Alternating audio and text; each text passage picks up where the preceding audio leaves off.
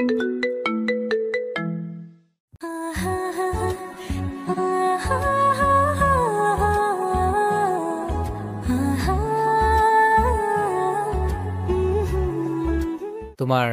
আম্মুর ছোট বোন খরচ তো আমি চালাতে পারবো, আর আমি তো টাকাও পাঠাই। বাবারে, অনেক আগের থেকে ব্যবসা করি, দোকানে বসে মানুষের সাথে কথা না বললে ভালো লাগে না। তুই অনেক টাকা পাঠাইলেও যতদিন শরীর চলবে ততদিন দোকানেই বসে থাকবো। হয়েছে হয়েছে, আর বলতে হবে না। তুমি দোকানে বসো, আমি খাবার খেয়ে আসি। খাবার খেতে বাড়িতে চলে আসে, আর এসে মাকে খাবার দিতে বললাম। খাবার টেবিলে বসে আছি, তখন ছোট বোন ফারিয়া পেছন থেকে এসে বলল, ভাইয়া, আমার চকলেট কোথায়?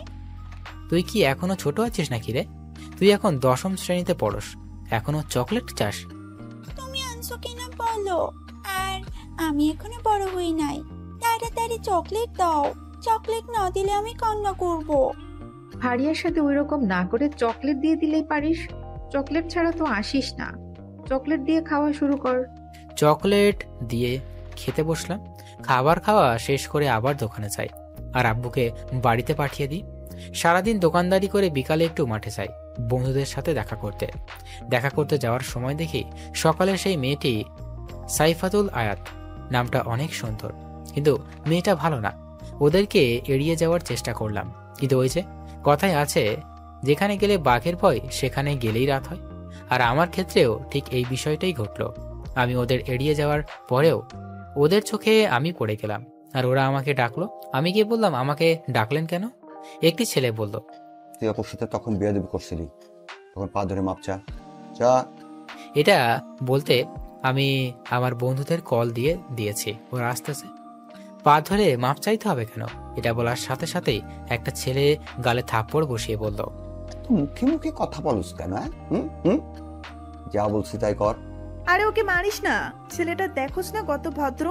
ওকে ভালো করে বুঝিয়ে বল, তাই হবে। আমি তখন মনে মনে বলতে থাকলাম, আসলে নিজের এলাকাতেই আছি, সেই জন্য তোদেরকে ছেড়ে দিচ্ছি, তা না হলে তো তোদের একটাকেও তো ছাড়তাম না। তখন একটা ছেলে বলল, দাঁড়িয়ে দাঁড়িয়ে কি ভাবিস, যা পা ধরে মাপ চা। তখন সাইফাতুল পায়ের কাপড় তুলে বসলো, আর আমি স্লোলি হেঁটে যাওয়ার ধরছি। তখনই আমার বন্ধুরা চলে আসলো, আর ওদের দেখে সাইফাতুল ও তার ছেলে পেলে একটু সোজা হয়ে দাঁড়ালো। আমার বন্ধুদের মধ্যে রিফাতকে দেখে বলল, ভাইয়া, আপনারা সবাই এখানে কেন? রিফাত কিছু না বলে আমাকে এসে বলল, আসতে একটু লেট হয়ে গেল, মন খারাপ করিস না। আর তুই এখানে দাঁড়িয়ে আছিস কেন? এরা আমাদের দাঁড় করিয়ে রাখছে, কার কাছে থেকে মাপ চাইতে হবে বলে।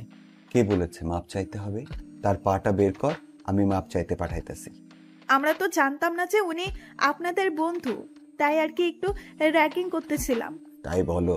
আরে ছাড় তো, এগুলো সবাই বাচ্চা মানুষ, এই বয়সে এরকম করাটা ব্যাপার না, চল।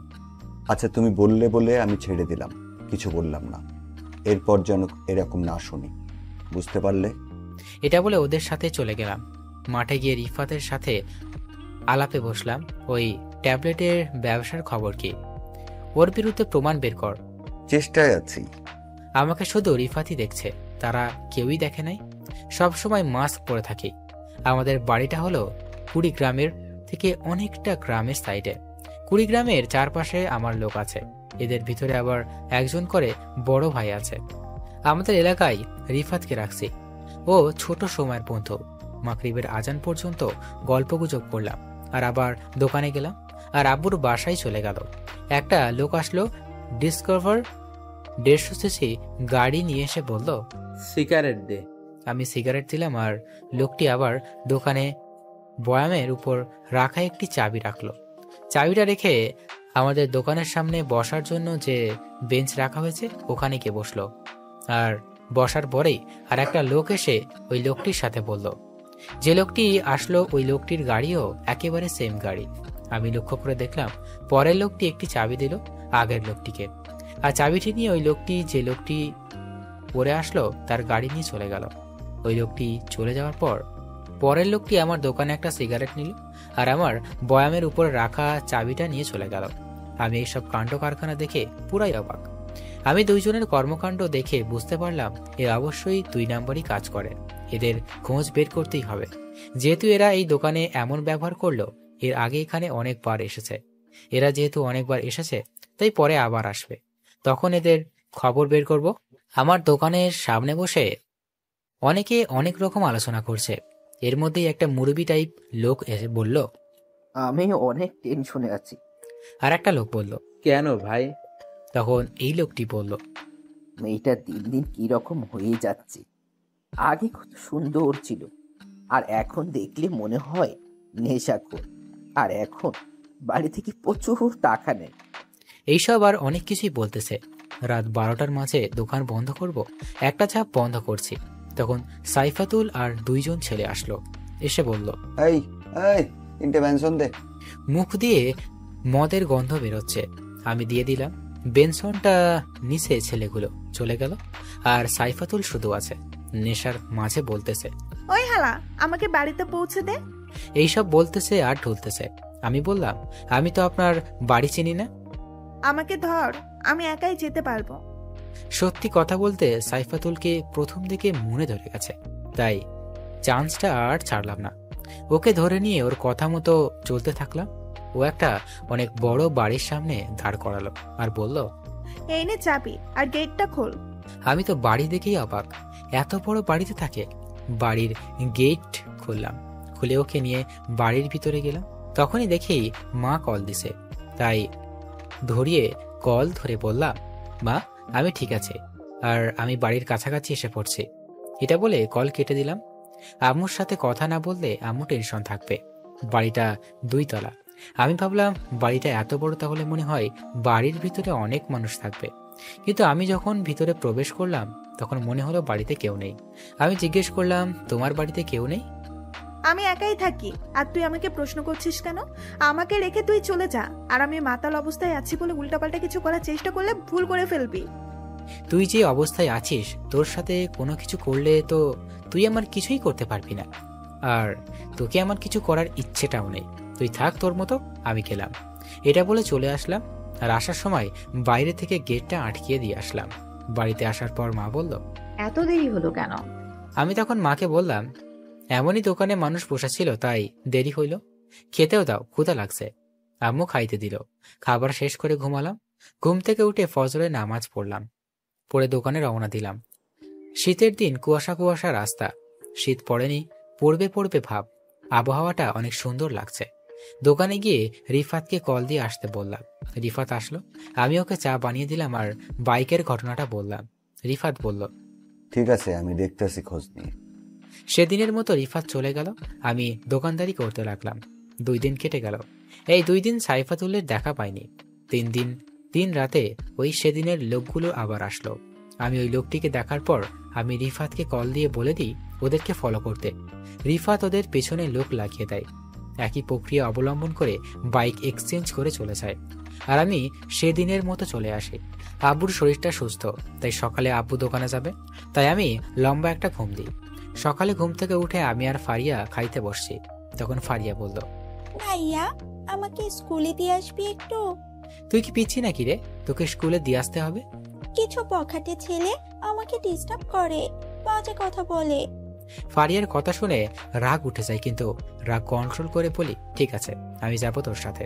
পরে খাবার খেয়ে ফারিয়ার সাথে যাই, আর ওরা আমার সামনেই খারাপ মন্তব্য করতে থাকে। আমি ফারিয়াকে বলি, তুমি যাও, আমি কথা বলছি। আমি গিয়ে ওদেরকে বললাম, দেখো তোমরা আমার বয়সে ছোট হবে, আমি তোমাদের বড় ভাই হিসাবে কথা বলি, তোমরা মেয়েদের উত্ত্যক্ত করা ছেড়ে দাও, এইসব করা ভালো না। ওদের মধ্য থেকে একটি ছেলে বলে উঠল, তুই জ্ঞান দেওয়ার কে রে? ভালোভাবে বলছি, শুধরে যাও, তা না হলে অনেক পস্তাবে। এটা বলার সাথে সাথে একটা ছেলে এসে আমার শার্টের কলার ধরে বলল, তুই পস্তাবি রে। তুই আমাদেরকে চিনিস? আমার এলাকার সবচেয়ে বড় গ্যাংয়ের সদস্য। আমাদের বসের নাম শুনলে অনেকের প্যান্টে হিসু করে দেয়। তোদের বসের নাম কি রে? একটি ছেলে বলল, আমাদের বসের নাম সোহেল, এলাকার সবার বড় ভাই। তুই পাঙ্গা নিস না আমাদের সাথে। এর মাঝেই একটা ছেলে বলে উঠল, কে রে? মেয়েটা কে ছিল তোর? তোর রক্ষিতা না গার্লফ্রেন্ড? এই কথা শুনে আমার রাগটা আর প্রচুর পরিমাণে উঠে যায়। তাও আমি কন্ট্রোল করে বলি, ও আমার বোন হয়, কথা ভালো করে বল। তখন আর একটা ছেলে বলে উঠল, ওই, ওকে সম্মান দিয়ে কথা বল, ও আমাদের সবার হবু সম্বন্ধে। এটা বলে সবাই জোরে জোরে হেসে দিই। আমি ওখান থেকে সরে আসি আর দূরে এসে ওদের ফটো তুলে রিফাতকে বলি গোডাউনে নিয়ে যেতে, আর সবাইকে বলে দেখ শুভ ভাই আসতেছে। এটা বলার পর আমি বাড়িতে চলে গেলাম। আর বাড়িতে গিয়ে আম্মুকে বললাম, আম্মু আমি একটু কুড়িগ্রাম যাবো। এটা বলে আমি বাড়ি থেকে বের হয়ে পড়ি। এদিকে রিফাত কিছু লোক নিয়ে চলে হাই স্কুলের গেটের সামনে। রিফাত ওদের নাকে কিছু দেয় আর গোডাউনে নিয়ে যায়। আমি আমার আর একটা লোককে বলি সোহেল নামের ছেলেকে যে টিম চালাই ওকে খুঁজে বের করে গোডাউনে নিয়ে আসতে। পরে আমি কালো প্যান্ট, কালো শার্ট, কালো মোজা, কালো জুতো, মুখে মাস্ক, স্টাইল করে চুল কাটা, পুরোটাই চমলক্ষ ড্রেস আপ নিয়ে নিই। গোডাউনে আগে সোহেলকে নিয়ে যাওয়া হয়, আর সোহেলের ডান হাতে বাম হাতে হাতকেও। আমাকে দেখে সোহেল বলতে থাকে, ভাই আপনি আমাদের এখানে নিয়ে আসছেন কেন? আমি ওদের কথা না শুনে বেত দিয়ে মারতে শুরু করি। ওটা আমার একান্ত লাঠি, এর একপাশে সুই দ্বারা সম্পূর্ণ লাগানো। লাঠিটি হলো 2.5 হাত, এর মধ্যে 2 হাত সুই বা আলপিন দ্বারা আবদ্ধ। এ একপাশে সমান করা অংশ দিয়ে সোহেলদের পিটাচ্ছি। আপনারা ভাবছেন সোহেলদের পিটাচ্ছি কেন? আরে আগে বড় গোড়া নরম করছি। গোড়া নরম করলে আলগা একই জোরে যাবে। সোহেল বলছে, ভাই আমরা তো কিছু করি নাই, তাহলে মারছেন কেন? আর আমাদের মুখ কালো কাপড় দিয়ে ঢাকা কেন? কিছুক্ষণ পর বুঝতে পারবি। ওদের মারতে মারতে রিফাতও হাজির। রিফাত যাদের নিয়ে এসেছে তাদের অবস্থা আগের থেকেই কাহিল। ওরা আমাকে চিনে না। আমি ওদের দেখে ওদের দিকে গেলাম, আর যে পাশে সুই বা আলপিন চিকন ধরালো অংশ দ্বারা আবদ্ধ ওই পাশে দাঁড়া বাড়ি শুরু করলাম। ওরা মোট 5 জন ছিল। একটা একটা করে ধরছি। আমি একটা করে বাড়ি দিচ্ছি আর ওরা চিৎকার করছে।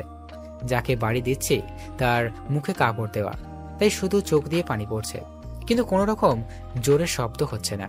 বেশি না মাত্র 5টা করে বাড়ি দিয়েছি, কিন্তু লাস্টের যখন বাড়িটি তখন আর মুখে কাপড় দিলাম না। মারা শেষ। ওরা সবাই শুয়ে থেকে গড়াগড়ি করছে আর পিঠ দিয়ে রক্ত পড়তেছে।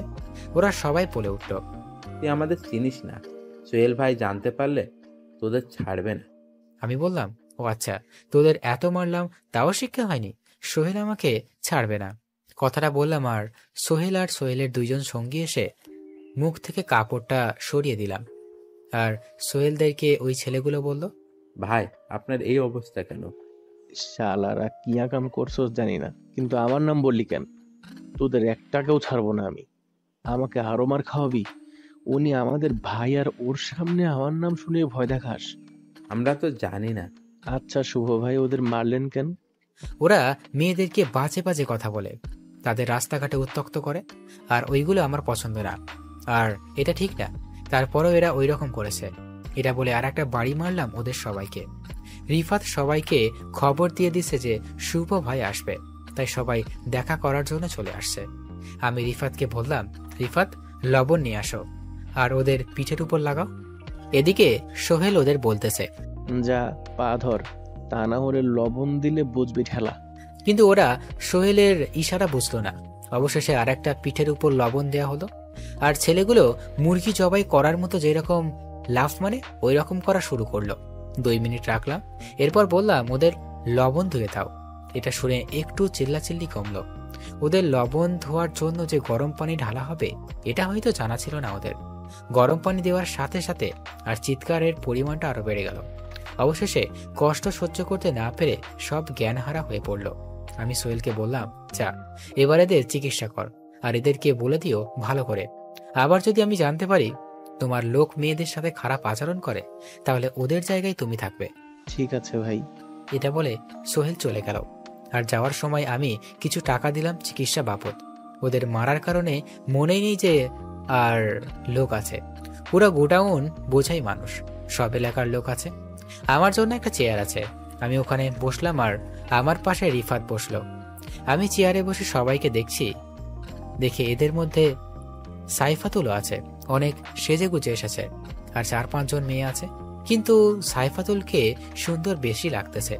সাইফাতুলকে দেখতেছি। রিফাত কানের কাছে এসে বলল, কম করে দেয়। আমি ওর কথা শুনে হুঁশে ফিরে সবার উদ্দেশ্যে বললাম, তোমরা জানো আমি কিছুদিনের জন্য আন্ডারগ্রাউন্ড আছি, আর আজকে দেখলেই তো শাস্তির কথা। তোমাদের টিমের যদি কেউ কোনোদিন কোনো রকম মেয়েদের সাথে খারাপ ব্যবহারে উত্ত্যক্ত করে আর আমি যদি জানতে পারি, তাহলে তাদের শাস্তি এর থেকে কষ্টদায়ক হবে। আবার ভেবো না আন্ডারগ্রাউন্ড আছি বলে কিছু জানতে পারবো না, আমি কিন্তু সবই জানতে পারি। এটা বলে রিফাতকে আস্তে করে বললাম, মেয়েটিকে একটু সাহায্য করি। তুই সবার ভাই, তোর যা ভালো মনে হয় কর। মজা নিস বেটা। আমি সবার মাঝখান থেকে বললাম, ওই সাদা শার্ট, শুনে যাও। তখন সাইফাতুল বলল, জি আমি। হ্যাঁ তুমি। সাইফাতুল আসলো আর বলল, আমাকে ডাকলেন কেন? তোমার সাথে প্রেমের কথা বলবো, সেই জন্যই ডাকলাম। ওমা, সত্যি? হ্যাঁ গো হ্যাঁ, আমি তোমার সম্পর্কে অনেক কিছু শুনলাম। তুমি তো অনেক খারাপের দিকে যাচ্ছ। তুমি সবার সাথে খারাপ ব্যবহার করো, দোকান থেকে খাবার নিয়ে টাকা দাও না। যার সাথে খারাপ ব্যবহার করো, এইসব যদি আর শুনি তাহলে লবণের পানিতে গোসল করাবো, বুঝতে পারলে? বুঝতে পারছি। আর একটা কথা ছিল, তোমাকে না এই ড্রেসে অনেক সুন্দর লাগছে। আমার কানের কাছে মুখ নিয়ে এসে বলল, আই লাভ ইউ। এটা বলে চলে গেল। আমি ওটাই গুরুত্ব না দিয়ে সবার উদ্দেশ্যে বললাম, তোমরা সবাই ভালো থেকো, সামনে কিন্তু অনেক বড় কিছু হতে পারে। সবাই বলল, ঠিক আছে ভাই, আর আপনার সাথে একটা করে সেলফি তুলতে চাই। তোমরা এখানে অনেক লোক, আর সেলফি তুলতে গেলে অনেক সময় লাগবে। এর মধ্য থেকে একজন বলে উঠল, ভাইয়া আপনাকে দেখতে চাই। আমি বললাম, ভাইয়া আমি একদিন আনুষ্ঠানিকভাবে সবার সামনে আসব, তখন দেখবে। এটা বলে সবার কাছ থেকে বিদায় নিলাম। আর আমি যখন বের হয়ে গাড়িতে উঠব, তখন সাইফাতুল আমার কাছে এসে বলল, তোমার নাম্বারটা দাও। কি করবে? প্রেম করব। আসলে আমি তোমাকে অনেক ভালোবাসি, তাই আর কি প্রেম করার জন্য তোমার সাথে কথা বলতে চাই এবং ভালোবাসতে চাই। ভালোবাসা আর আমাকে না দেখেই আমার মুখোশের আড়ালে যে মুখটি আছে সেটা যে বিকৃতি থাকে, তখন কি করবে? তবুও ভালোবাসবো। এখন নাম্বারটা দেন। আমি ফোন ব্যবহার করি না। তখন আমার ফোনটা বেজে উঠল। আমি পকেট থেকে আইফোনটা বের করলাম। কথা বলতে বলতে গাড়িতে উঠলাম আর রিফাত সাইফাতুলকে বলল, ভাই কথা বলবে না, তুমি এখন যাও। আর সাইফাতুল মনে মনে বলল, এত দামি একটা ফোন পালে আর বলে আমি ফোন পালি না। আমি পার্সোনাল নাম্বার নিয়েই ছাড়বো। আমি কলে কথা বললাম আর দোকানে যে লোকগুলো এসে গাড়ি এক্সচেঞ্জ করতে, তাদের ব্যাপারে খোঁজ পেয়েছি। লোক দুটোর নাম জুয়েল ও লিমন। ওরা মূলত ড্রাগস সাপ্লাই দেয়, আর এই ড্রাগসগুলো সেই কলেজের ছাত্রছাত্রীদের। এটা শুনে একটা শকড খেলাম। লোকটি আরো বলল, ওদের পিছনে অনেক বড় বড় লোক আছে, এখানে একটা গ্যাং কাজ করে, এই কাজের অনেক বড় বড় নেতা জড়িত আছে। পরে কলটা কেটে দিল আর ভাবতে লাগলাম ওদেরকে যেভাবেই হোক শেষ করতে হবে। তারা কলেজের ছাত্রদের টার্গেট করে, যেটা খুবই খারাপ লাগলো। মনে মনে ভাবতে থাকলাম, যেভাবেই হোক ওদের শেষ করতে হবে। এদের পেছনে কার হাত বেশি খুঁজে বের করা লাগবে, তারপর আক্রমণ করতে হবে। আমি রাত 10টায় বাড়িতে যাই। আম্মু বলল, তুই যে বললি আসবি না, তাহলে এত চলে এলে যে? আমি মাকে বললাম, কাজ শেষ হলো, চলে আসলাম। আচ্ছা বস, আমি তোকে খাবার দিচ্ছি। খাবার শেষ করে শুয়ে থেকে ফেসবুকিং করছি, তখন আব্বু আসলো। আব্বু এসে বলল, কি রে, কখন এলি? আরেকটু আগেই আসলাম, কিছু বলবা নাকি? কালকে ডাক্তার দেখাতে হবে। তোমার কাছে কি টাকা আছে? আমার কাছে টাকা ছিল, ওই টাকা দিয়ে দোকানে মাল কিনছি। আমার মনেই ছিল যে কালকে চেক আপ করতে হবে। আমার কাছে টাকা কিন্তু বিকাশে। কালকে কখন যাবা? অনেক ভরে যেতে হবে। ও, আমি টাকা বের করে নিয়ে দিচ্ছি। এটা বলে টাকা বের করার জন্য দোকানের দিকে রওনা দিলাম। দোকান বেশি দূরে না, দোকান হলো সাইফাতুলদের বাড়ির সাথে। আমি গেলাম, দূর থেকে দেখতে পেলাম 2-3 জন বসে আড্ডা দিচ্ছে। আমি দোকানের কাছে দেখতে পেলাম সাইফাতুল আর 3-4 জন ছেলে বসে আছে। আমি দোকানদারকে বললাম, 10,000 টাকা বের করা লাগবে, ক্যাশ আছে কি? আছে। টাকার কথা শুনে সাইফাতুল বলল, এই দেখ রে, দোকানদার লোক রাও বিকাশে হাজার হাজার টাকা রাখে। গরিব লোকদের জন্য বিকাশ আর কম টাকা রাখা যাবে না। যেখানে গরিব মানুষ টাকা রাখে, ওখানে আমাদের মতো ধনী মানুষ টাকা রাখতে পারবে না। তোরা কি বলিস? জি আপা, আমাদের ধনীদের জন্য আলাদা অ্যাপ বানাতে হবে টাকা লেনদেনের জন্য। আমি ওদের কথা শুনে রাগ না করে একটু হেসে সাইফাতুলকে বললাম, আমার কথা ছাড়ো, আমি গরিব মানুষ। আমি শুনলাম তোমাকে নাকি কে পাত্তাই দেয় না, নাম্বার চাইছিল, তোমাকে নাকি ইনডাইরেক্টলি না করে দিছে, পার্সোনাল নাম্বার দিবে না। এটা বলার সাথে সাথে সাইফাতুল মুখটা শুকিয়ে গেল আর আমার কাছে এসে বলল, তুই কিভাবে জানলি? আর ওর নাম বলিস না, তাহলে আমি শেষ। আমি আর কিভাবে জানবো? তুমি তো জানো রিফাত আমার বন্ধু, ওই এসে বলল আমাকে, মুখ থেকে কথা বের করে নিয়ে বলল, দোকানদার মামা, একে একটা গড়া করে চা দেন। আমি চা খাই না, আর আপনি যখন এত মিষ্টি করে বলছেন তাহলে খাওয়াই যায়। তারপরে চা খেলাম। আচ্ছা, তুই কি শুভ ভাইকে চিনিস? আমি চিনতে যাব কোন দুঃখে? ওসব আলতু ফালতু লোককে চেনার ইচ্ছে নেই আমার। রিফাত এসে বলল আমাকে, এই আর কি। আচ্ছা, শুভ ভাইকে আলতু ফালতু লোক বললি কেন? চা দে, তোর খাওয়া লাগবে না। এটা বলে চায়ের কাপটা সত্যি সত্যি নিয়ে নিল হাত থেকে, আর এটা দেখে পুরাই টাসকি খাওয়ার মতো অবস্থা। পরে আমি চলে গেলাম আর আব্বুকে টাকা দিয়ে ঘুমিয়ে পড়লাম। সকালে উঠে দোকানে গেলাম। বেলা 9টার দিকে ওই লোকগুলো জুয়েল ও লিমন আসলো। ওদের দেখেই আমার লোকগুলোকে কল করে রাখলাম, আজকে এদের ধরবো। ওরা চলে যাবে। কিছু দূরে যাওয়ার পর ওদেরকে ধরলাম, ওদের গুপ্ত জায়গায় নিয়ে যাওয়া হলো। আমি দোকানে বসে আছি, তখন দেখি সাইফাতুল আসলো। আমি সাইফাতুলকে বললাম, আমার সাহায্য করবেন? আপনি মাফিয়া কুইন, সাহায্যটা করেন। কি সাহায্য লাগলে বল। আপনি একটু আমার দোকানের ভিতরে এসে দোকানটা দেখেন, আমি একটু বাইরে থেকে আসতেছি।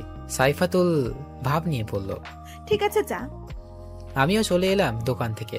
আড়ালে এসে একজনকে কল দিয়ে বললাম আসতে। ও এসে আমাকে নিয়ে গেল। আমি গুপ্ত জায়গায় গিয়ে ওদেরকে বললাম, ওরা কি মুখ খুললো? মুখ খুললে না তো। ওদের মারার শিখাস নাই? এই দেখে আমি মারার আগেই ওরা সবকিছু বলে দিবে। আমি গিয়ে হাতে একটা সই নিলাম আর বললাম, এইসব চক্র কোন কোন জায়গা থেকে চলে বল। মরে গেলেও বলবো না। ওদেরকে অঙ্গকোষ বারবার 2 বা আলপিন দ্বারা আগত করি। জুয়েলকে আগত করার পরই লিমান বলে, এইগুলো মূলত কুড়িগ্রাম হাজি মার্কেট থেকে সাপ্লাই হয়, ওখান থেকে আমাদের দেয়, তাছাড়া আমরা কিছু জানি না। এটা বলার পর আমি কুড়িগ্রাম এক ওসির কাছে কল দিই আর ওকে আসতে বলি আমার দোকানে। এটা বলে ওখান থেকে চলে আসে। এদিকে দোকানে মেয়ে মানুষ দেখে ভিড় পড়ে গেছে। যেহেতু সাইফাতুলকে সবাই চেনে, তাই ওকে অনেক মজা নিচ্ছে। এটা বলার কারণে সাইফাতুল প্রচুর রাগ উঠেছে আমার উপর। দোকানে মানুষ আছে, কিন্তু সাইফাতুল কিছু দিতে পারছে না। আমি দোকানে যাওয়ার পর সাইফাতুলের সামনে কিছু মুরব্বী মানুষ বলল, বইকে দোকানে রাখ, এটা পছন্দ হলো না। তুমি ইয়ং একটা ছেলে, আর যেন তোমার বউকে না দেখি। আর একজন বলল, এত ভালো ছেলের কপালে এত বাজে একটা মেয়ে জুটলো। আল্লাহর রহমত করিও ছেলেটার উপর।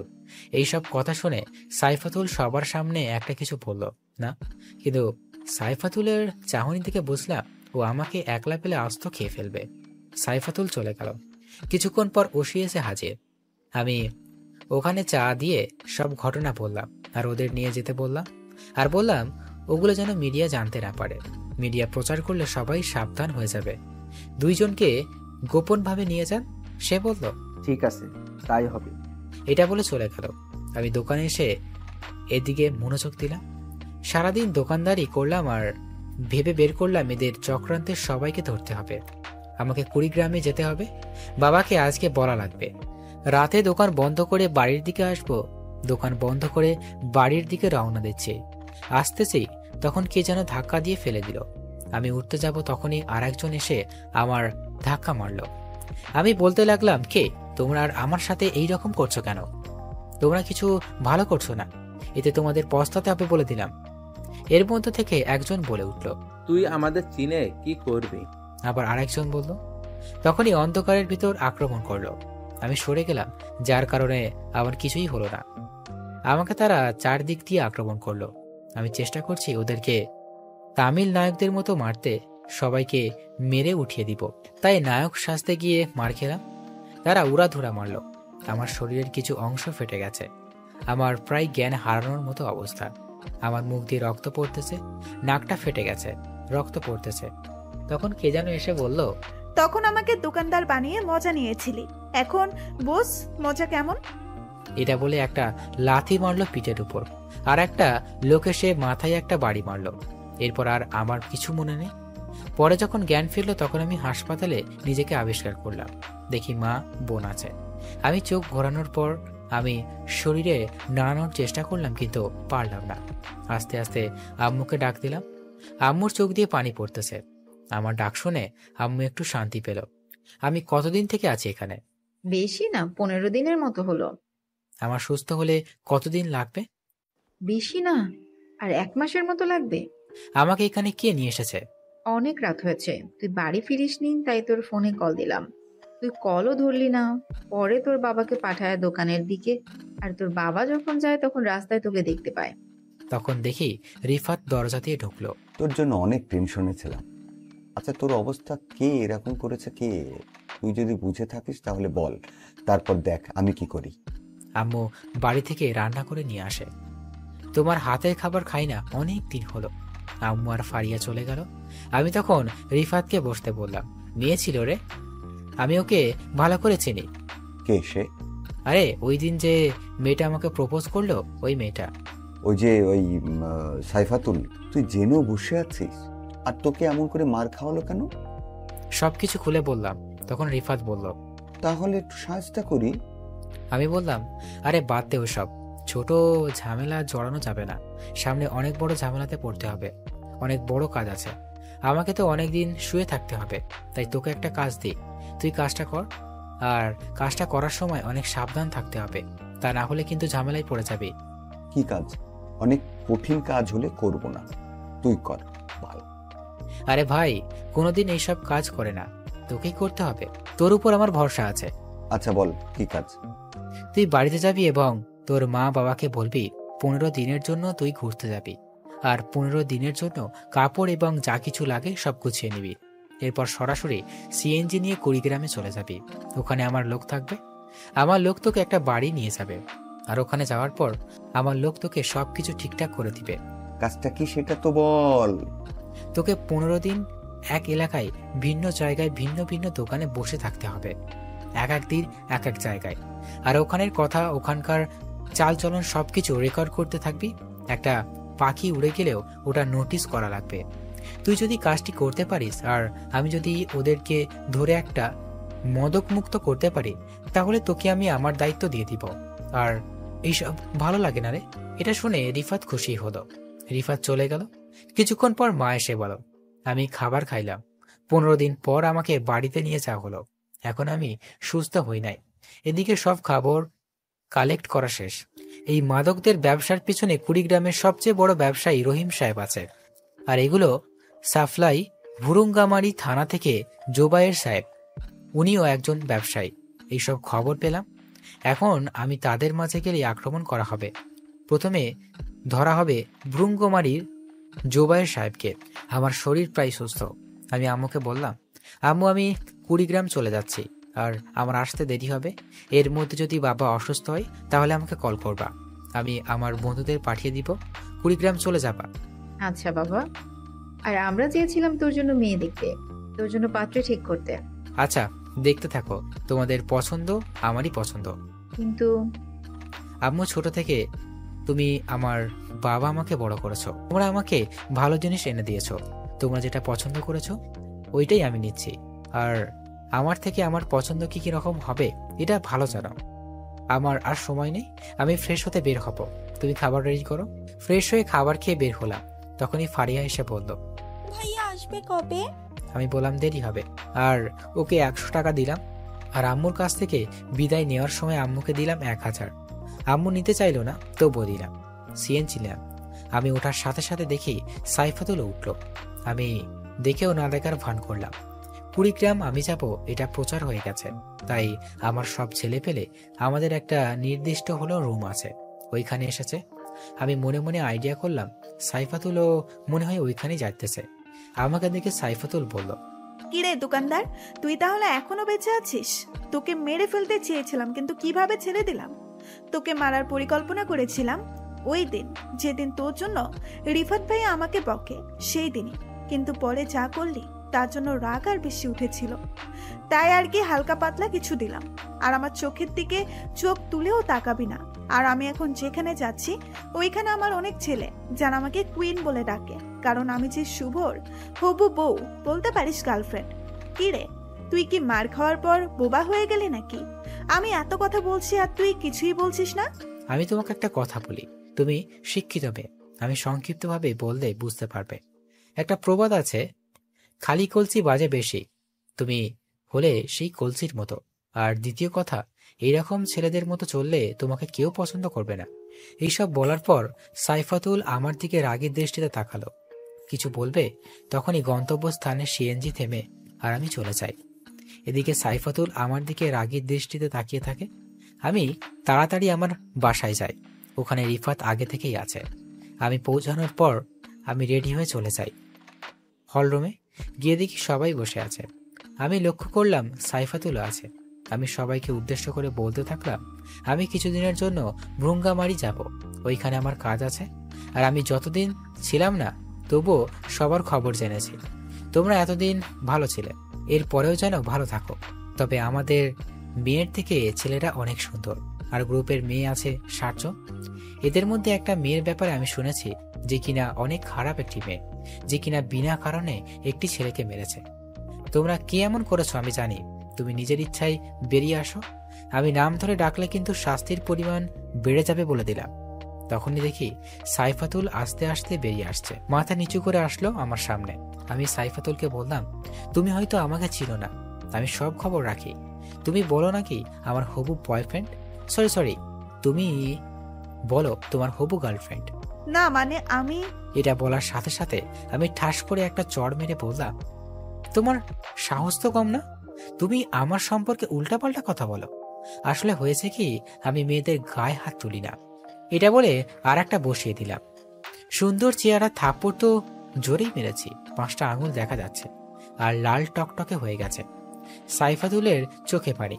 তখনই সাইফাতুল কান্না করতে করতে বলতে শুরু করলো, আমি কি ভুল করেছি? হ্যাঁ, আমি তোমাকে না দেখে ভালোবেসেছি, আমি তোমাকে অনেক ভালোবাসি। আর ছেলেটা কে হয় তোমার? হ্যাঁ, ও আমার সাথে বেয়াদবি করেছে, তাই ওই রকম করেছি।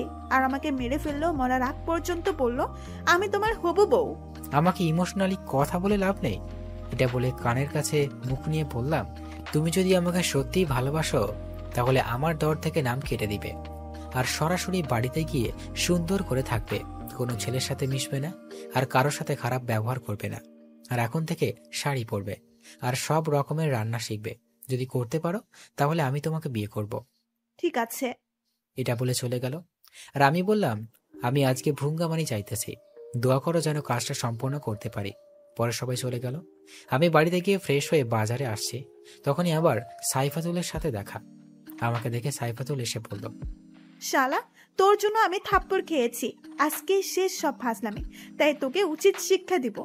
এটা বলে জোরে জোরে চিল্লাচিল্লি শুরু করলো আর বলতে লাগলো, মেয়েদের সাথে এরকম করে রাস্তাঘাটে অসভ্যতামি করা।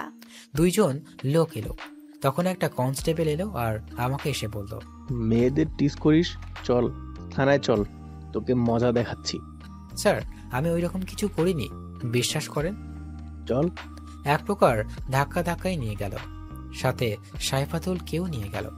সাইফাতুল মিষ্টি মিষ্টি হাসতেছে। থানায় যাওয়ার পর উশির কাছে নিয়ে গেল। উশি আমাকে চেনে, ওনার সাথে আমার ভালো সম্পর্ক। ভালো সম্পর্ক হওয়ার কারণ হলো একদিন ওনাকে অনেক পিটিয়েছিলাম, তাও আবার থানার ভিতরে গিয়ে। আর পেটানোর পর অনেক গরম ধরেছিল, তখন মাস্ক খুলি মুখ ধুই, তখনই ওসি দেখেছিল মুখ। ওসিকে মারার কারণ হলো একজন শিশু পায়ের উপর দিয়ে গাড়ি চালিয়ে দিয়েছিল, আর টাকা দিয়ে যে সাহায্য করবে তা না করে আর ছেলেটার বাবা মাকে শাসিয়ে এসেছিল। এইসব যেন কেউ না জানে। পরে কথাটা আমার কানে আসে আর আমি সেই চিকিৎসার করার টাকাটা দিই। এরপর সরাসরি থানায় ঢুকি আর পিটাই। ছেলেটার পায়ের অপারেশনের খরচের 3 গুণ টাকা নেই। এরপর থেকে আমাকে রেসপেক্ট দিয়ে কথা বলে আর দেখা হলে কৌশল বিনিময় করে। ওসির সামনে নিয়ে গিয়ে বলল, স্যার, এই ছেলেটা এই মেয়েটাকে ডিস্টার্ব করে, তাকে খারাপ কথা বলেছে। ওসি আমাকে দেখে ভাই বলবে, তখনই আমি ইশারা দিয়ে না করি। তখন ওসি এসে বলে, কি এত বড় সাহস? এর শাস্তি অনেক কঠিন হবে। এই মেয়ে, তুমি যাও এখন। আর আমি জানি তুমি মিথ্যা বলেছো ছেলেটার সম্পর্কে। তুমি কথা বললে তোমাকে ভিতরে পুরে দেব। আমি ওকে শাস্তি দিচ্ছি। এটা শুনে সাইফাতুল চলে গেল আর ওসি বলল, ভাই বসেন, চা খাবেন না কফি খাবেন?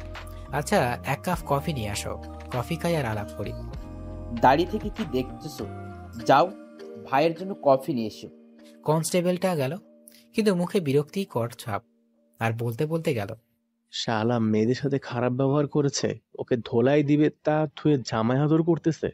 আমি ভ্রুঙ্গামারি যাইতেছি মদক ব্যবসায়ীকে ধরতে।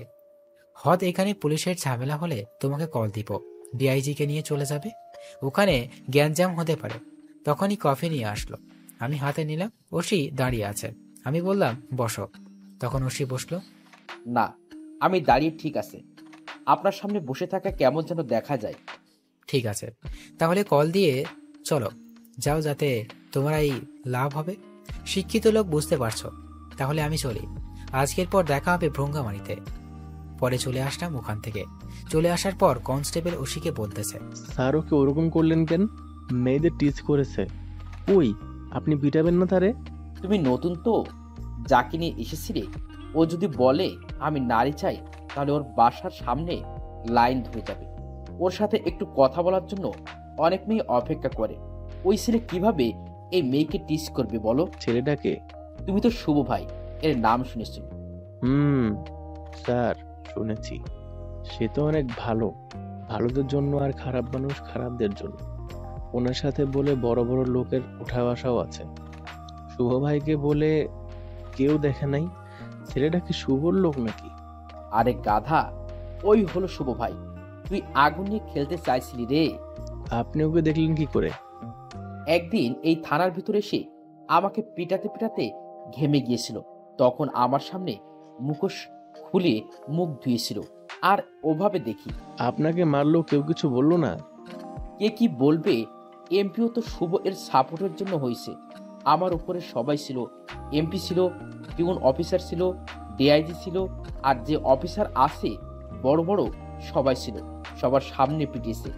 এখনো মাঝে মাঝে ব্যথা করে। কোনো অফিসার কিছু বললেই বাইরে শুভের ছেলে পিলে ছিল, ওরা এসে তাকে নিয়ে যেত পিটানোর জন্য।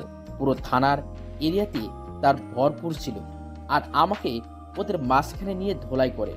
শোনো, এরপর থেকে হলে খারাপ ব্যবহার করো না, যেন ভালো ব্যবহার করবে। তা না হলে কিন্তু। স্যার, দোয়া করেন আর যেন আমার সাথে দেখাই নাই হয়। আপনাকে মেরেছিল, আর আমি আরো লেভেলে নাই। এদিকে আমি রওনা দিচ্ছি, আর যাওয়ার সময় এমপিকে কল দিয়ে দিলাম, দিয়ে বললাম, এমপি সাহেবকে মাদক ব্যবসায়ীদের সাথে দেখা করতে যাচ্ছে। আপনার নাম যেন না বের হয়, বুঝতে পারছেন? বাবা, তোমার যা ইচ্ছা করো। আমি ভালো, বুঝেছ? এসব কাজের ভিতর আমি নাই। ভ্রঙ্গামারি আসলাম। আসার পর আমাদের লোক ছিল, ওরা সবকিছু ঠিক করে রাখছে। আবার মাস্ক পরা সবার সাথে কথা বললাম। আবার খোঁজ লাগলাম কোনো দোকানে এরকম ব্যবসা হয় কিনা। সবাইকে বের করার জন্য এক মাস্ক লাগলো। 30 জনের মতো ধরছে। ওদের উপরে সবার নাম বলছে। এদের ভিতর ছিল কারিমুল, বেল্লাল, সুজন আর 3 জন। মোট 6 জন। এদের ব্যবহার ছিল কুকুরের মতো। এদের একজনকে ধরে নিয়ে যাওয়ার বসের নাম জানতে চাইলাম, কিন্তু বলল না। বড় বড় কথা বলল। আমার রাগ উঠে গেল। আমি ওকে মেরে লাশ টাঙিয়ে দিলাম ভ্রঙ্গামারি পাচারে। সবাই বলাবলি করতেছে, কি করলো এরকম? পুলিশও খুঁজতেছে, কারণ ভ্রঙ্গামারিতে পাওয়ারই লোক ছিল। এদের 6 জনের বিরুদ্ধে গোপনভাবে শুনেছি এরা নাকি নারী পাচারও করে। একজনকে মারার পর বাকি 5 জনকে ধরলাম। ওরা পালানোর চেষ্টা করছিল, কিন্তু অল্পের জন্য পারেনি। ওদেরকে বললাম, এইসব মাল কুড়িগ্রাম কাকে দিস? 5 জনকে 5 রুমে দেখা হয়েছে, কেউ বলতেছে না। পরে আমি একটা একটা মারা শুরু করলাম। 4 জনকে মেরে ফেলেছি। 4টা লাশ একজনের সামনে রেখে জিজ্ঞেস করলাম, বল কাকে সাপ্লাই করিস? এ লাশ দেখে ভয় পেয়ে গেছে। কুড়িগ্রাম এর ব্যবসায়ী হিমেল ও হেলালকে সাপ্লাই দেয়। এখন বল, নারী পাচার যে করিস, এগুলো কি ওরা 2 জন নাই? হ্যাঁ, আমাকে ছেড়ে দাও। এটা বলার সাথে সাথে আমি হেডশট মালিগুলি মাথার উপরে চলে যাই। আর তখনই ফোনটা বেজে ওঠে, আর ফোনটা হাতে নিয়ে দেখি মা কল করলো। মা বলল, অনেক অসুস্থ হয়েছে। মা, চিন্তা করো না, আমি আমার বন্ধুকে পাঠিয়ে দিচ্ছি। ওদের দেখে আমরা সবাই কুড়িগ্রামে চলে আসি। ওরাই ভালো চেক আপ করবে। পরে আমি কুড়িগ্রামে কল দিই। আমার একটা ছেলে আছে, সাজনা। ওকে বললাম বাড়ির ঠিকানা দিয়ে, যাও মা বাবাকে নিয়ে আসো। ওদের যেন কোনো সমস্যা না হয়, আর ওদেরকে এনে বাবাকে ভালো ডাক্তারের কাছে চেক আপ করাতে নিয়ে যাবা। আর কোনো ডাক্তারের জন্য সিরিয়াল চলে আমার কথা বলবে। ঠিক আছে ভাই। পরে সবগুলোর দেহের উপর লিখে দিই শুভ ভাই। আমার মায়ের ধরন দেখে ভ্রঙ্গামারির ছেলে পেলে ভয় পায়, যেটা ওদের মুখ দেখেই বোঝা যাচ্ছিল। ওদের বডি রাতের বেলা রোডের উপর ফেলে দিয়ে আসে। সকালবেলা মানুষ দেখে অনেক ভয় পেয়ে যায়, আর থানার ওসি পাগলের মতো আমাকে খুঁজতেছে। আজকে সন্ধ্যায় গাড়ি আসবে। তারপর কুড়িগ্রাম কল দিয়ে বললাম, ভ্রুঙ্গামারি থানার ওসিকে কেসটা বন্ধ করে দিতে বল। এদিকে বাবাকে সবচেয়ে বড় ডাক্তার ওখানে নিয়ে গেছে। যেহেতু বড় ডাক্তার সেহেতু ভিড় তো আছেই, আর তো সিরিয়াল নাম্বারই নাই। আর এমন সময় গেছে ডাক্তার এখন রোগী দেখা বন্ধ করে দিয়েছে। এমন সময় সাজু গিয়ে বলল পিয়নকে, কিন্তু পিয়ন কিছু করতে পারবে না। পরে বলল ডাক্তারের সাথে দেখা করলো, ডাক্তার রোগী দেখবে না। তখন সাজু বলল, স্যার আপনি তো মনে হয় এখানেই থাকেন, আর শুভ ভাইয়ের নাম তো শুনছেনই। শুভ ভাই চিনি কেন? ওনার বাবা স্যার যদি না দেখেন তাহলে আমি আরেকটু বানিয়ে বলবো, তখন মনে হয় আপনার জীবনে আর কোনোদিন রোগী দেখতে পারবেন না। পরে ডাক্তার রোগী দেখে, আর সাজু বাইরে এসে মেডিসিন নিতে গেল। সাজুকেও সবাই চেনে, তাই দোকানদার সাজুকে দেখে বলল, আপনার বাবা নাকি? না, শুভ ভাইয়ের আব্বা। ও, শুভ এর আব্বা। এই নেন ঔষধ, টাকা লাগবে না। শুভ ভাই বাবাকে ঔষধই দিতে পেরেছি, এটাই অনেক সৌভাগ্য। শুভ আমার জন্য অনেক করেছে, তার জন্য কিছুই করতে পারিনি। তাই বলে 10,000 টাকা নিবেন না, শুভ ভাই শুনলে তো রাগ করবে। কিছু হবে না, তুমি আঙ্কেলকে নিয়ে যাও, সময় করে আমাদের বাসায় একদিন নিয়ে যেও। আব্বু এসব দেখে আর অবাক হচ্ছে। পরে ওরা চলে আসে বাসায়, আর ফার্মেসিটা রাজনৈতিক নেতা ওখান থেকে তুলে দিতে চেয়েছিল। পরে আমার কাছে এসে তখন আমি ওকে কাজ করে দিই। এরপর আর কেউ ফার্মেসি তুলে দেওয়ার সাহস করেনি। সন্ধ্যায় রওনা দিলাম বাড়ির দিকে। ভ্রঙ্গামারির ছেলেপেলেদের কাছ থেকে কুড়িগ্রাম এসে বাড়িতে গেলাম। গিয়ে দেখি সবাই সবার সাথে গল্প করতেছে। আমাকে দেখে মা বাবা ফারিয়া খুশি হয়ে গেল। আমি ওদের সাথে কথা বলে ফ্রেশ হতে গেলাম। ফ্রেশ হয়ে এসে খাবার খেলাম। খাবার খেয়ে ঘরেতে গেলাম, আর শুয়ে থেকে ভাবতে থাকলাম এদেরকে কিভাবে মারবো। এদেরকে মারলে তো অনেক ঝামেলা হবে। পরের দিন হিমেল ও হেলালের সাথে দেখা করতে গেলাম। আমি যাওয়ার পর আমার সাথে মোটামুটি ভালো ব্যবহার করলো, কিন্তু তাদের মনে মনে শুধু আমাকে মারার চিন্তা ভাবনা। আমি চলে আসার সময় বলে, আসলাম, ভালোভাবে থেকো, আবার দেখা হবে। তোমরা বাঁচবে, তাও না হলে আমি বাঁচবো। এটা বলে চলে আসলাম। গাড়িতে বসে আছি, তখন একটা অচেনা নাম্বার থেকে কল আসলো। আমি কলটা রিসিভ করতেই মিষ্টি একটা কণ্ঠ ভেসে আসলো। আমি কলটা রিসিভ করলাম। করার পর দেখি ফোনের ওই পাশ থেকে মিষ্টি একটা কণ্ঠ ভেসে আসতেছে। কণ্ঠটা শুনেই বুঝতে পারলাম এটা সাইফাতুল। আমি তোমার কথা মতো ঠিক হয়ে গেছি, তুমি আমার বাসায় আসো। আমি আপনাকে চিনতে পারলাম না, আর বাড়িতে যেতে বলছেন কেন? আর আমি সাইফাতুল, তোমার হবু বউ। ও আচ্ছা, চিনতে পেরেছি। আচ্ছা, তোমার বাড়িতে যেতে বলছো? আসুন, আমি তোমাকে আমার পরিবর্তন দেখাবো। আর আমি রান্না করতে শিখে গেছি, আমার হাতের রান্না খাওয়াবো তোমাকে। ঠিক আছে, এখনই যাচ্ছি। আমরা 5 জন আছি, 5 জনের রান্না করো। আমার সাথে রিফাতও আছে। পরে রওনা দিলাম। সাইফাতুলদের বাড়িতে গেলাম। সাইফাতুলকে কল দিলাম, দেওয়ার সাথে সাথে সাইফাতুল গেট খুলে দিল। আমরা ভিতরে প্রবেশ করলাম। বাড়ির ভিতরে গেলাম। রান্না করা শেষ হয় নাই। সাইফাতুলকে শাড়ি পরে অনেক সুন্দর লাগতেছে, মনে হইতেছে পেছন থেকে জড়িয়ে ধরে থাকি। আর সাইফাতুল রান্না করুক। রান্না হয়ে গেছে, আমরা সবাই বসে আছি। সাইফাতুল দেখবে আমাকে, সেই জন্য ওর মানে অনেক খুশি। আমার তো ঝামেলা হয়ে গেল। আমি তো মুখোশ খুলবো না। মুখোশ না খুললে ভাত খাবো কি করে? আমি তখনই সাইফাতুলকে বললাম, আচ্ছা তোমার বেডরুম কোথায়? ওইদিকে কেন? ওর বেডরুম দেখে খাবার প্লেট আর পানি নিয়ে চলে গেল ওর রুমে। আর ওর রুমে গিয়ে খাবার খাওয়া শুরু করলাম। আর বাইরে রিফাত বসে, সবাই অবাক, কারণ শুধু রিফাত আমার ফেস দেখেছে, তাছাড়া কেউ দেখে নাই। সবাই হাঁ করে সাইফাতুলের দরজার দিকে তাকিয়ে আছে। অবশেষে তারাও খাওয়া শুরু করলো। খাবার খাওয়া শেষ করে বের হলাম। দেখি সবারই খাওয়া শেষ, কিন্তু সাইফাতুল খায়নি। আমি সাইফাতুলকে বললাম, আরে তুমি খাইছো? না, আমি তোমার সাথে খাইতে চাইলাম, আর তুমি তো লুকিয়ে খেলে। আচ্ছা, এখন বসে থাকি, তুমি খাও। ভাইয়ারা, আপনারা আমার রুমে গিয়ে রেস্ট নেন, আমি একাই থাকি এত বড় বাড়িতে, আপনারা বাড়িটা দেখেন। সাইফাতুল কি বুঝাতে চাইছে তা রিফাতও আরো 3 জন বুঝতে পারছে। রিফাত যাওয়ার আগে বলে গেল, চল ভাই, কাবাব মে হাড্ডি হওয়া যাবে না। আমি সাইফাতুলের পাশে বসলাম, আর সাইফাতুল খাবে। দেখি চামচ নিতেছে। আমি দেখে জিজ্ঞেস করলাম, হাত দিয়ে চামচ দিয়ে খাবে কেন? হাতে একটু সমস্যা হয়েছে, তাই খেতে পারবো না। দেখি কি সমস্যা। সাইফাতুলের অবস্থা খুব খারাপ, হাত গরম পানিতে পুড়ে গেছে। আমি দেখে বললাম, এইরকম কবে হয়েছে?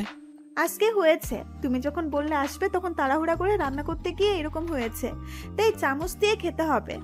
আচ্ছা ঠিক আছে, তোমার কষ্ট করে খেতে হবে না, দেখি আমি খাওয়িয়ে দিচ্ছি। সত্যি আমাকে খাওয়িয়ে দিবে? তারপর খাওয়াইয়ে দিলাম। খাইয়ে দেওয়ার সময় অনেক রকম ফিলিংস হচ্ছিল, যেটা হয়তো লিখে প্রকাশ করতে হবে। সাইফাতুলকে খাওয়ানোর সময় অনুভূতিটা ছিল আমার জীবনের সবচেয়ে রোমান্টিক মুহূর্ত। খাওয়ার সময় শেষে এখন বিদায়ের পালা, আমি চলে আসব। তখন মনে পড়লো হাতের কথা। আমি সাইফাতুলকে বললাম, আচ্ছা তুমি বাসায় একাই থাকো, তাহলে রান্না বান্না কি করে খাওয়াবে? চলো, আমার সাথে আমার এক ফ্রেন্ড আছে, ওর বাসায় ওর মা বাবা বোন থাকে, ওদের সাথে থাকবে। সাইফাতুল আর কোনো কথা না বলে বের হয়ে এলো। খয়েরি রঙের শাড়ি পরেছে, ওই শাড়িতে ওকে খয়েরি পরীর মতো লাগছিল। সাইফাতুল গাড়িতে বসলো। আচ্ছা তোমার বন্ধুর মা বাবা থাকে, তোমার বন্ধু থাকে না? আরে বলো না, বন্ধুটা সহজ সরল ছেলে। সেদিন মিটিং এর সময় কোনো ফালতু মেয়ে বলে মিথ্যা বলে পুলিশের কাছে দিয়েছে, আর আমার কাছে খবর আস্তে আস্তে শুনলাম কোর্টে চালান দিয়ে দিয়েছে। পরে কমিয়ে দিয়ে 2 মাসের জেল হয়েছে। ওহ, আসুক, তারপর মেয়েকে খুঁজে বের করে এমন কষ্ট দিব যেটা কখনো ভুলতে পারবে না। আর একটা কথা, ওর বাবা মায়ের সাথে এইরকম কিছু আলাপ করবে না। ওর বাবা মা জানে ওদের ছেলে কাজের জন্য ঢাকা গেছে। আচ্ছা, আর মেয়েটাকে পেলে আমাকে বলবে, আমিও একটু পিটাবো। আপনারা ভাবছেন সাইফাতুল আমাকে মারলো, মিথ্যা বলে জেলে দিল, তাও কোনো রকম শাস্তি দিল না? আরে ভাই, হাতে ক্ষমতা থাকলে এইরকম করবে। প্রথম যখন ক্ষমতাতে আসি তখন আমিও করেছি, তাই কিছু মনে করি না এসব। সাইফাতুলকে বাড়িতে নিয়ে গেলাম। আমি বাড়িতে না গিয়ে রিফাতকে পাঠালাম, আর আম্মু আব্বুকে বলবি মেয়েটাকে শুভর পছন্দ। রিফাত ওকে নিয়ে চলে গেল। সাইফাতুল তো বাবা মাকে দেখে অবাক, কারণ এদের ছেলে তো জেলে পাঠিয়েছে। আম্মু সাইফাতুলকে দেখে বলতো, আরে তোমার বাড়ি তো আমার এলাকায়, তাই না? জি আন্টি। আসো, এটা তোমার ঘর, ফ্রেশ হও। রিফাত সাইফাতুলকে রেখে এসে আব্বু আম্মুকে বলল, শুভ ওই মেয়েটাকে পছন্দ করে, আর মেয়েটা একটু ওখানে সমস্যা হয়েছে, তাই এখানে থাকবে। মেয়েটা বখাটে ছিল, ব্যাপার না, দেখতে অনেক সুন্দর, বাকিটুকু সামলিয়ে নেবে শুভ। শুভর যে রাগ, একদিনই মেয়েটিকে ঠিক করে ফেলবে। তা তুমি কি বলো? তোমার ছেলে বড় হয়েছে, তার যা ভালো লাগে তাই করতে দাও, আর কি বলবো। রিফাত চলে যায় আর সাইফাতুল বসে থেকে ভাবতে লাগলো, শালা, আমি শুধু আগুনের পাশে পাশে ঘোরাঘুরি করি, যাকে জেলে পাঠালাম তার বাসায় থাকছি, আর ওর সাথে যে খারাপ ব্যবহার করেছে এসব যদি শুভ জানতে পারে তাহলে আমি শেষ। আর আমিও বললাম ওই মেয়েটাকে মারবো, আল্লাহ রহমত করিও। এদিকে মা সাইফাতুলের ঘাড়ে হাত দিয়ে বলতেছে, হ্যাঁ, তোমার মন কি খারাপ? না আন্টি, এমনি। আচ্ছা চলো, কিছু খেয়ে নাও। না আন্টি, আমি বাড়ি থেকে এসেছি, পরে খাবো। ঠিক আছে মা, আরাম করো। আর দেখো না, ছেলেটাও ঠিক মতো বাড়ি আসে না, কি যে কাজ করে এত। তারপর মা চলে যায়। এদিকে মাথায় একটা চিন্তা, কিভাবে যেন যায় ওই দুজনকে। হঠাৎ করে একদিন সুযোগটা এলো, দেখতে পেলাম হিমেল রাত 2টার সময় রক্ষিতার ঘরে থেকে ফিরছে। এটার অনেক বড় সুযোগ। পরে রাস্তার পাশে গিয়ে গাড়ি থামাতে বললাম, কিন্তু থামলো না। হিমেল হয়তো ড্রাইভারকে বলে দিয়েছে গাড়ি না থামাতে। পরে আমাদের গাড়ি দিয়ে গাড়িটি থামালাম। ও ড্রাইভার বলল, আপনারা কে আর কি চান? আপনারা আমার বসকে চেনেন না? এটা বলার সাথে সাথে গুলি করলাম মাথা বরাবর। তারপর হিমেলকে জাগালাম, আর হিমেল আমাকে থেকে পুরাই চমকে উঠল। আরে, আমার কি টাকার অভাব নাকি রে? তুই তো অনেক রকমের ব্যবসা করিস, তাই না? তোর যে কয়টা ব্যবসা, ওই কয়ভাবে তোকে মেরে ফেলবো। এই আমার লাঠিটা দে। পরে আমার সেই বিখ্যাত লাঠিটা দিল। আমি শুধু আন্ডারওয়ার্ড দেখে সব কাপড় খুলে ফেললাম, আর আমার সেই লাঠিটা দিয়ে সারা শরীরে পিটালাম। সারা শরীর দিয়ে রক্ত বেরোচ্ছে, আর হিমেল অনেক আকুতি মিনতি করছে। আমি বললাম, তোকে মাফ করবো কিভাবে? তুই তো নারী পাচারকারী কে, তুই উঠন্ত ছেলে মেয়েদের জীবন নষ্ট করে দিস। পিটানো শেষ হওয়ার পর হিমেলকে নিয়ে গেলাম ফুটন্ত লবণ মেশানো পানিতে ছাড়ার পর হিমেল শুধু লাফালাফি শুরু করলো আর বলতে লাগলো, কে শুনে তার কথা। পরে লবণের পানি থেকে বের করে ওকে বলা হলো লবণ ধুয়ে দিই। চল ওকে নিয়ে যাই। পরে হিমেলকে ফুটন্ত গরম পানিতে ছেড়ে দেওয়া হলো, আর চোখের সামনে হিমেল মারা গেল। পরে মাথা বরাবর গুলি করলাম, দেহটাকে কাকতারুয়ার মতো করে বাঁশের সাথে বাঁধলাম, আর লিখে দিলাম নারী পাচারকারী, ছেলে মেয়েদের ড্রাগস দিয়ে নষ্ট করে, ধর্ষক, এইসব লিখে নিচে লিখে দিলাম শুভ ভাই। সবকিছু লিখে কুড়িগ্রাম হাইওয়ে রোডে টাঙিয়ে দিয়ে আসলাম। এইসব কাজ করতে প্রায় হকচকি হয়ে গেছে।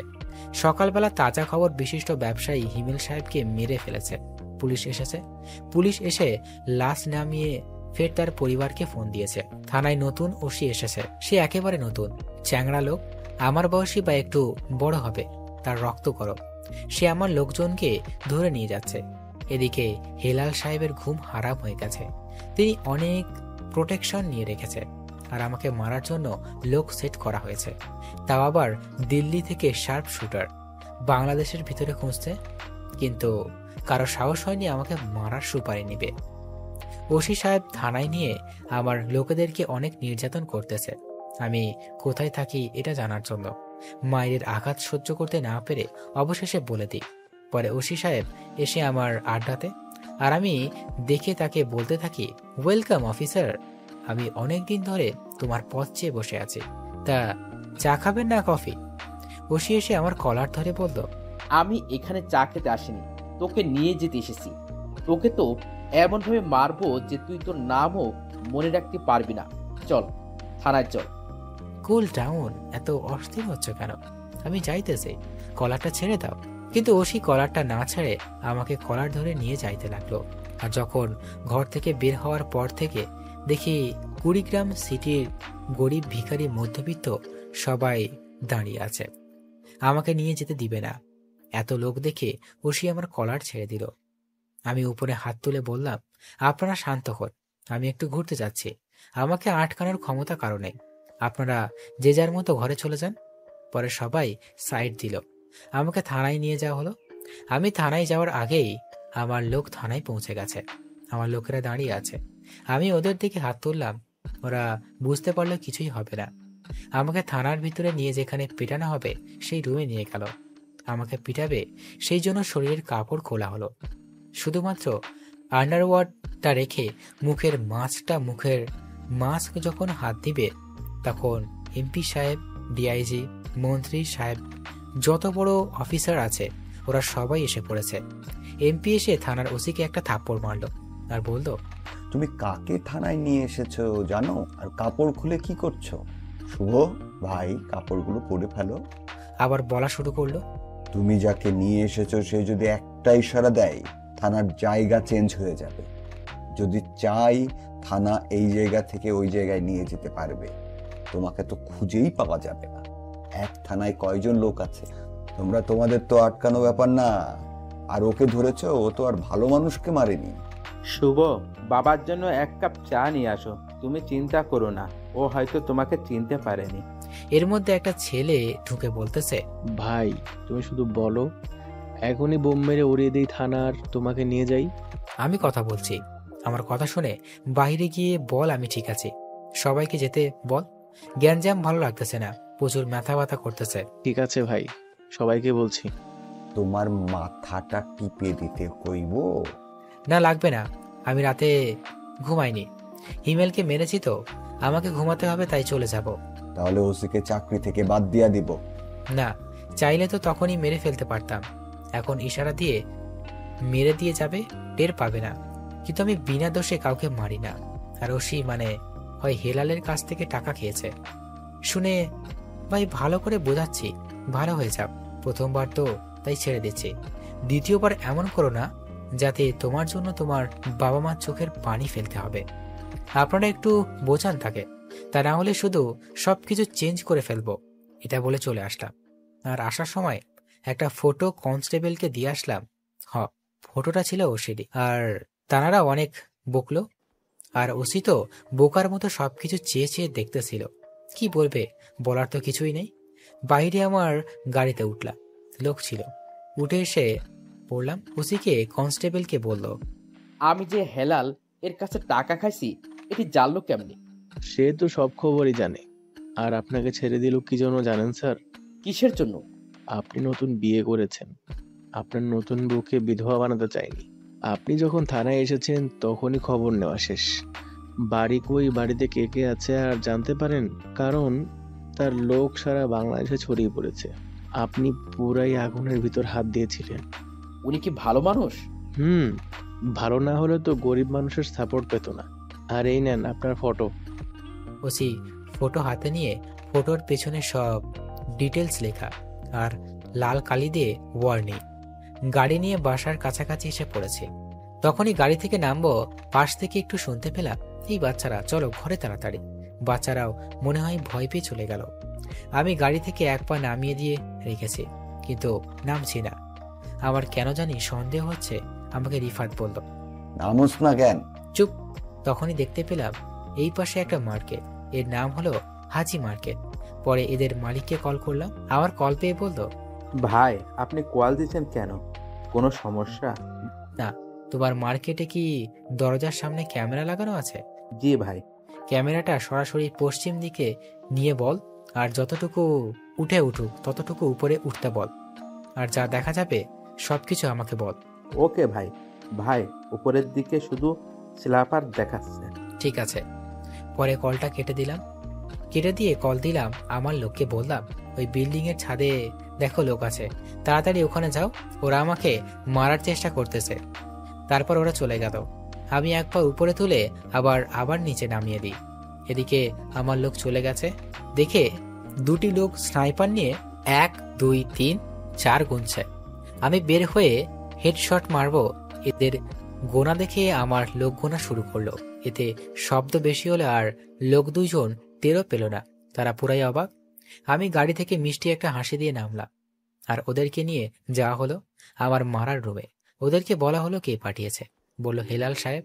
এটা শুনে ওদের গুলি করে মেরে ফেললাম, আর লাশ দুটো পাঠিয়ে দিলাম হেলালের কাছে। আর সিদ্ধান্ত নিলাম আজকেই অ্যাটাক করব হেলালের ওখানে। আর অনুমান করা কত লোক আছে। পরে খবর নিয়ে বলল 50 জন লোক আছে। পরে অ্যাটাক করলাম। আমাদের মাঝে মারামারি হলো। আমাদের লোক ছিল 200 জন, এর মধ্যে নিহত হলো 20 জন, আর ওদের সবাইকে মেরে ফেলা হয়েছে। আমাদেরও অনেক আঘাত লেগেছে। রিফাতের একটা গুলি লেগেছে, আমার তেমন কোনো কিছু হয়নি। পরে সবাই হাসপাতালে পাঠানো হয়েছে। যেগুলো হালকা ব্যথা পেয়েছে বা কারোর গুলি লেগেছে, হেলালকে এখনো মারেনি। ওকে একটু কষ্টদায়ক মৃত্যু দিব, সেই জন্য বাঁচিয়ে রেখেছি। আমি হেলালের কাছে গেলাম, গিয়ে ওকে কারেন্টের শক দিলাম, তাও আবার পানির ভিতর। কারেন্ট শক দিয়ে মারলাম হেলালকে। মারার পর 2টা গুলি করলাম মাথায়। পরে ডেড বডিটা দিয়ে আসলাম কুড়িগ্রাম টাঙিয়ে। পরে বাসায় চলে আসলাম। আমার লোকেরা সবাই ঠিক হলো, আর আমার সাথে সব সময় 4 জন থাকতো, রিফাত, জাহিন, তামিম, রবি। ওরা সুস্থ হবার পর ঘোষণা দেওয়া হলো শুভ সবার সামনে আসতেছে, মুখ থেকে মাস্ক খুলে ফেলবে। এটা খবর ছড়িয়ে গেল। তাই কুড়িগ্রাম ভার্সিটিতে আয়োজন করা হলো, সাজানো হলো চারিদিকে আমার লোকসহ, আর বাহিরে অনেক লোক। 2 পাশে বসার ব্যবস্থা এবং মাঝখানে রাস্তা রাখা হয়েছে। ওখানে সাইফাতুলও গেছে। সাইফাতুলের ভিতর কিরকম যেন লাগতেছে। সাইফাতুলের ভিতরে অনেক রকম ফিলিংস কাজ করছে।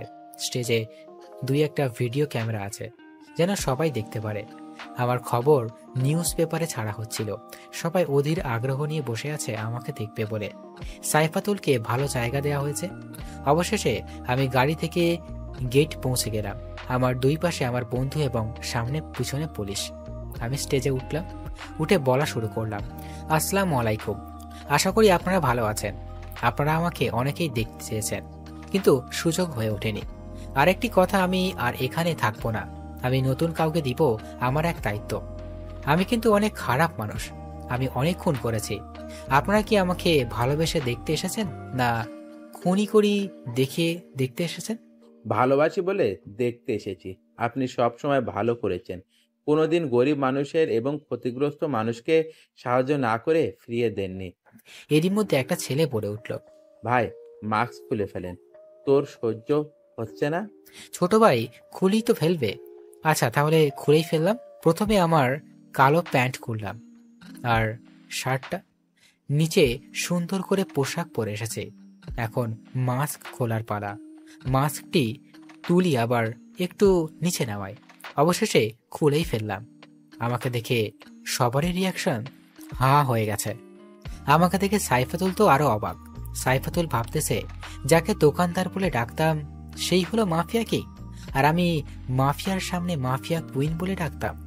সবাইকে বললাম আপনারা চুপ করেন, আমি এই ভাই থেকে অবসর নিচ্ছি, আর এই ক্ষমতা দিতে চাইছি আমার সাথে থাকা আমার 4 বন্ধুকে।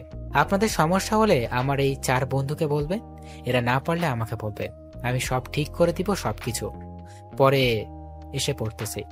আমি সাইফাতুলকে ডাক দিলাম, ও নিচের দিকে মাথা দিয়ে আসলো।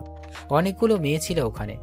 ওখানে যখন আসলাম ওরা বলল, ভাইয়া একটু দাঁড়ান।